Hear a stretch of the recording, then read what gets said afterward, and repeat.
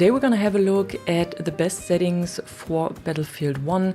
There is quite a lot of them, though it can be a bit overwhelming when you just started playing the game, but I'm gonna go through everything and explain what these settings do and which settings I would recommend to use or not use, so you have a basic understanding of how you can set your settings for your playstyle. And we're gonna start with the controls, and over here you can adjust the basic controls for mouse and keyboard and also for the controller. So my mouse sensitivity is at 15% at a DPI of 650, then vehicle sensitivity is 30, but these two values are completely personal preference, so just go with the default one and then set it up or down depending on how the game feels for you. Then raw mouse input should definitely be enabled for a more direct feedback between your mouse and the game. Vibration is only for the controller, of course. This is turned off for me because it can also mess a bit with your triggers and with your reaction when you're in a gunfight. Then vertical look is off. This is a pretty old setting. I'm not sure anyone is still using this.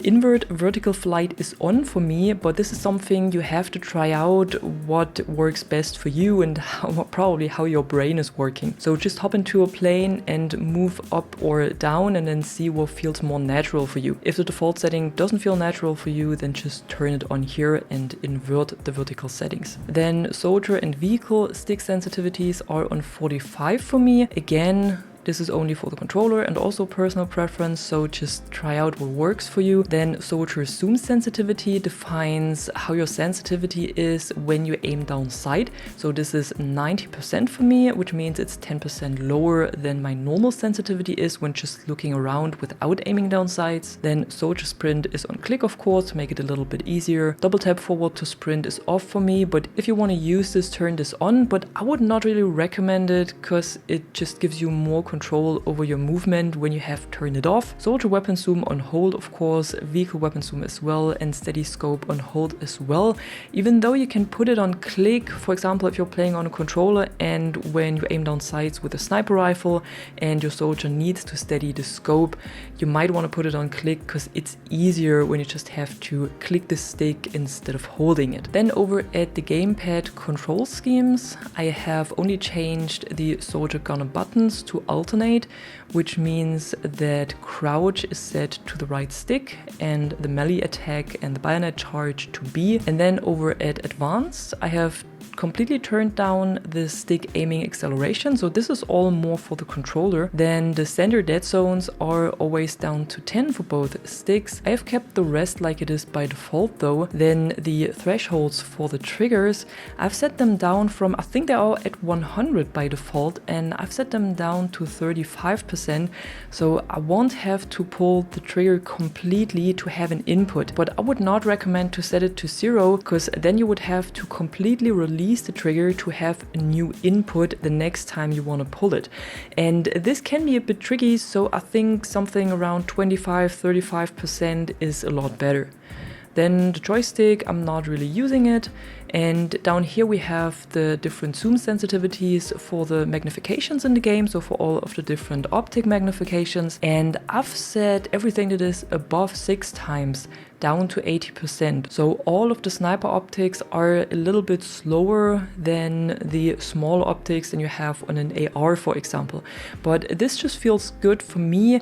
If you feel like your snipers are a bit too fast, you can turn this down as well. If they feel alright, don't touch this at all. And then down here we have vehicle sensitivities. I haven't changed anything right here. And further down the list we have vehicle aim relative control, and this is something I have to show you, and this only works for controller, by the way. So this means when I'm having my controller right here, it means with the option turned on, the vehicle always moves into the direction your camera is looking. So when I'm looking to the left with my camera, the vehicle will follow even though I'm only pressing my stick forward and I'm not doing anything with the movement stick. So your left-right movement and everything is defined by your aim stick. And when you turn this off, depending on where you look with your camera, it won't have any effect on how your tank moves, and the tank only moves with your left stick. With mouse and keyboard, this option does not have any effect at all, because you will always move forward with the W button no matter where you look at, and backwards with the S button no matter how your camera moves or how your aim moves. So since I'm mostly playing with mouse and keyboard, this doesn't really have an effect for me, and I simply keep it turned on. But you have to try out what works for you, and if the tank controls feel kind of strange for you and kind of disconnected for you, then you should probably turn this off. An option I would recommend to turn on though is decouple aiming from turning, and like the name suggests, it decouples your tank's turret aiming from the vehicle turning. So what it does when turned off is that when you're moving your vehicle, then your turret on top of the vehicle will turn with it. And if you want to move with your turret, then you will have to work against the movement of your tank all the time. But if you turn this option on and you decouple the aiming from turning, then your turret will always point towards where you put it, and you can turn the vehicle into a completely different direction. And I think this is really beneficial, so I would highly recommend to turn this option on. And I would also recommend to turn this option on if you are just a passenger or a gunner, because it will have the same effect that I've showed you before. And what I would also recommend to turn on is uniform soldier aiming, because this gives you a more consistent feeling when you aim with different zoom optics, and you won't have to change one or more of the zoom aim values here above on the list. And this can really help you to build up a good muscle memory across different weapons. When it comes to the coefficient, however, there's a bit of discussion what the best coefficient is. By default, it is set to 133, and if that feels good for you, then I would not recommend to touch it. Just keep it like this and play with it. But if it doesn't feel right for you, then just try to go up and down a little bit, maybe in steps of 5, and see how it changes and at one point it feels best for you. I'm down to 122 because that what works for me, but some others say that it's 178 and that's what works best for them. So just try out different values and just see what works for your playstyle.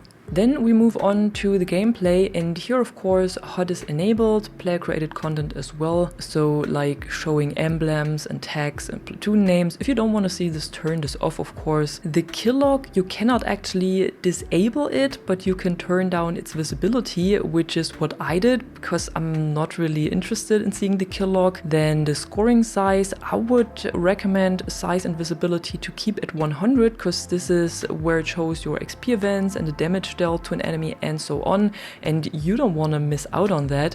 Then the HUD size is reduced to about 80% for me, which looks like this. So it's a little bit smaller just to have a bit more space on screen. For the comma rows, I still have it at 100 because I think it's small enough or big enough. If you don't know what the comma rows is, it's what comes up when you hold Q, so your social interactions and your requests or giving an order if you are the squad leader. Then the squad list size is down to 85% as well. So this is everything that you can find below here is not affected by the option above here. So I've turned it down by another 15%, visibility at 100 of course, and the inventory only when active. So when I'm switching weapons, for example, then you can see the inventory pops up, and if there's not anything happening, then the inventory gets reduced again. For the vehicle seat layout, so where you can see who's in which seat in a vehicle, I've reduced it to 80%. And then the crosshair is of course at 100, visibility as well. But if the crosshair size is too small for you, you can also turn it up a little bit more. Then the crosshair color is totally personal preference, of course. It's at a bright pink for me, so it stands out from the environment, from the usual environment that you have on the maps. And what you can also do in Battlefield 1 is to change the visibility and the color of the reticles in your weapons. And if you don't like the color or if you don't like the visibility, visibility. If it's too bright for you, then you can turn this down here as well. And then there are all the options for the hit indicator, and I didn't change anything in their size and visibility here, but I only changed the color. I would also recommend to keep the damage based shape, because this changes your crosshair or your hit indicator based on the damage you deal, whether it is to a vehicle or to an aircraft or to a soldier. And of course you also want to see if you receive any damage. Moving on, we have the minimap, and here I've set the size up a little bit by 15%. This is what it looks like. There's a dude on my tank. I don't know what's happening here, but I feel like this is actually a good size with the reduced HUD elements. Then the background visibility of the minimap is at 100, the icons visibility of well, and the icon size I have kept it at 100 because with the higher size of the minimap, I think it works pretty well in combination with this. Compass visibility on 100 as well, and what you can bring up here are the bearings for the compass if you need them. So if you're playing with friends and you want to tell them, hey, there is a guy at 120, you can bring those up and then it looks like this. So you have the numbers that you can call out around the compass. Then there's another important setting that I would recommend to check out as well, is rotate with view. So this means with the option turned on, the little dot that your soldier is always at the middle of the minimap, and then your minimap is turning around you depending on where you look at. And I think this is the more kind of realistic approach, because the minimap turns with your field of view, but with the option turned off. Of course, you're still in the center of your minimap, but the minimap is static and is not turning around you anymore, but instead you are turning inside of it. So I find it a bit harder to find my way around the battlefield and to find spotted enemies with this option. So I always recommend to keep rotate with view turned on. Then you have the different zoom radiuses for flight, vehicle and on foot. So I've set it to 250 for flight, 120 for the vehicle and 65 on foot. And this means that your minimap changes automatically depending whether you are on foot, in an aircraft or in a vehicle. But with N on the keyboard and with the select button on the Xbox controller and the touchpad on the PlayStation controller, you can also change this manually. So I can zoom it in a little bit or zoom it out depending on what I actually need. And if you're using this option, you can also set it to preserve or reset here. So when you have found the perfect zoom level for your minimap for your current situation and you don't want it to reset at respawn, you need to set it to preserve here. And what I would also recommend to set is show stationary weapons to all. So on the minimap you will see every stationary weapon or vehicle that is available, and you can find them a lot better when you need them. Moving on, we have the world icons, and this defines all of the objective icons and your enemy soldiers, your friendly soldiers, vehicles and whatever, and you can change their opacity and their size. And if anything feels strange for you or is too big, I would recommend to change it here. I have reduced it in general by 10%, and then I've also reduced the squad outline opacity by 80%, so it doesn't stick out too much for me. And you can also change this for the ADS state, so when you are aiming down sights, which opacity these icons should have, which icons should not block your view, and which icons would you allow to block your view. So you can set all of this here. And then on advanced, we have the camera shake, which is a very important point that I would recommend to completely turn down to 30, because this defines how much your camera will shake from nearby explosions, for example from grenades. And when you have this too high, then the camera will shake a lot, and you don't really want this, because this can affect your aiming stability during a gunfight, and I think this is nothing that any one of us really wants. What I would also recommend to turn on or keep turned on is soldier auto leaning and peeking. So when you are at the edge of an objective, for example, you can automatically peek around the corner or also peek over an object, and you won't have to reveal too much of your body to the enemy. What I have not turned on is parachute auto deploy, because I caught myself relying on this too much and sometimes it got me killed because the parachute didn't open. So I just turn it off, and this reminds me that I have to open it manually. Then context-based order giving means that you can simply point your crosshair at an objective and then press Q, just like you would spot an enemy, to give an order. I would recommend to keep this turned on as well. And plane chase camera roll means how the camera follows the plane when rolling. So with this option turned on, the camera will follow your plane when rolling, which means your whole picture will be upside down at some point. Might be familiar for Australians, but maybe not for the rest of us. So you might want to turn this off. I prefer it to be turned on, to be honest, because it's more realistic. But if you don't like this, or if you're suffering from motion sickness and this makes you feel uncomfortable, you can turn this off, and what happens is that your plane is only rolling in the world, but your camera is not rolling with it. Then we have two options for the controller aim assist. One is auto rotation and the other one is slowdown. If something feels strange for you and you have the feeling that you don't have full control over your aim, you might at least want to turn off auto rotation, because what auto rotation does is that it snaps towards, or kind of snaps towards, a nearby enemy target, and the slowdown only slows down your reticle when you are close to an enemy target. So I would recommend to keep the slowdown on, but if the snapping feels strange for you, because it can happen that if you have several targets next to each other, that it just snaps from one to the other and you won't hit any of them. So if this is annoying for you, if you experience this a lot and it doesn't feel right for you, then you might want to turn this off. Then we have the audio, and here I have everything at 100%.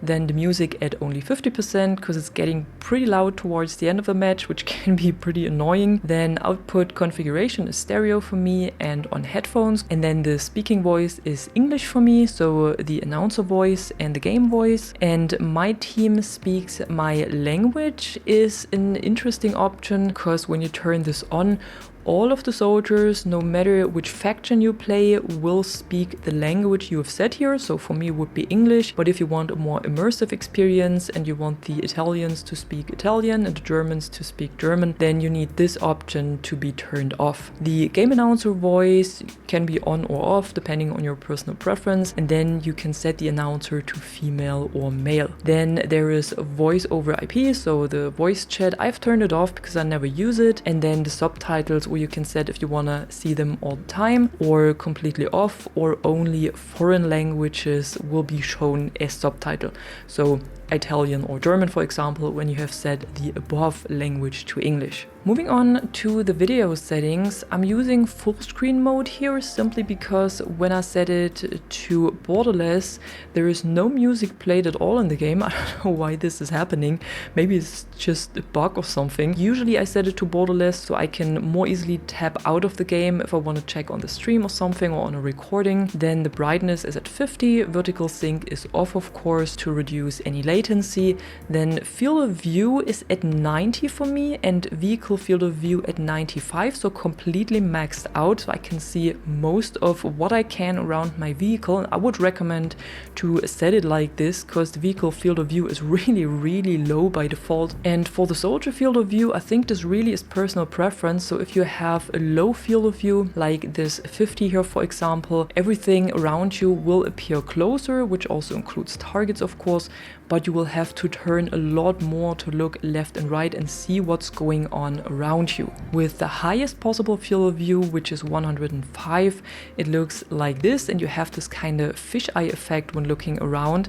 But you can see what's going on around you with just one view because it's all within your field of view. But it also means the targets will appear further away and you might have a bit harder time hitting them.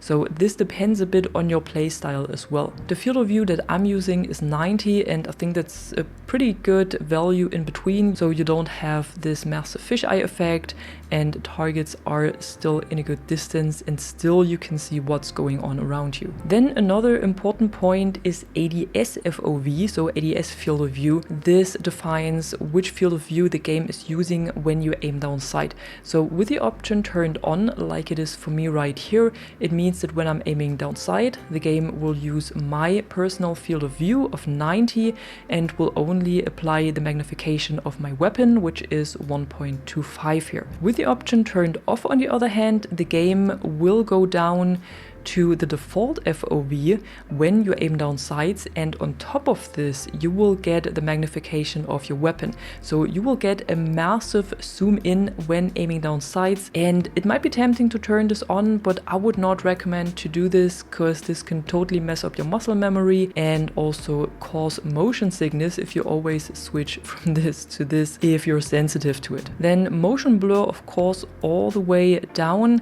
Then weapon depth of field is on for me, so I have a slight depth of field when I'm aiming down sight with weapon. Then colorblind settings are off for me here in this game, and chromatic aberration, film grain, lens distortion, and sniper scope depth of field is turned off as well. The first three to have a more clearer picture, and the last one, it might be tempting to turn this on if you read the description, because it actually blurs your scope outside of your rifle's one-hit kill range. But what actually happens if you aim down sight with a sniper rifle is that for a brief moment you always have this weird blurriness within your scope.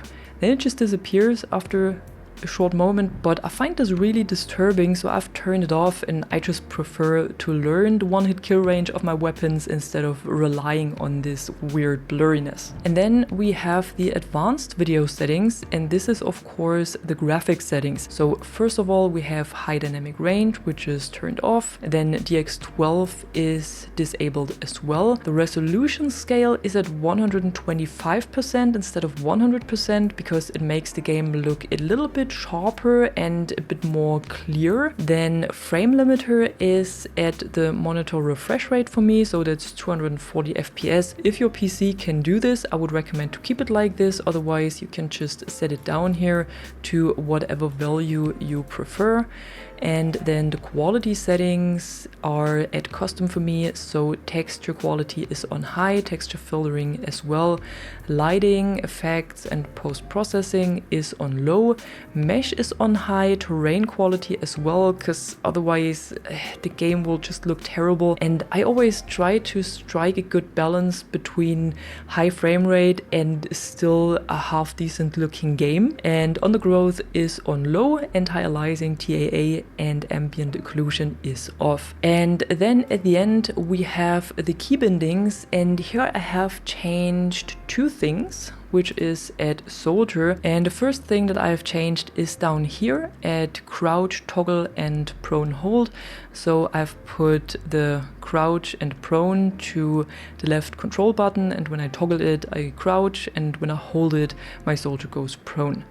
And what I've also changed is the steady scope button that is right above it, and I've only added the right mouse button to it. So whenever I'm aiming down sight with a sniper rifle, my soldier is holding breath in the moment I'm aiming down sights, and I won't have to hold or toggle an additional button anymore. And this is really a game changer in sniping, because you can snipe so much faster and you can be so much faster in shooting and targeting, and I can really just recommend to use this because I feel like Battlefield is actually one of the few games that give us this option. And that was it for today. I hope this video helps you to find the best settings in Battlefield 1 for you and your playstyle, and if it does, be sure to drop a like and subscribe because there's more coming up of these videos, and I'm gonna see you in the next one. I'm the Catwoman and you are awesome.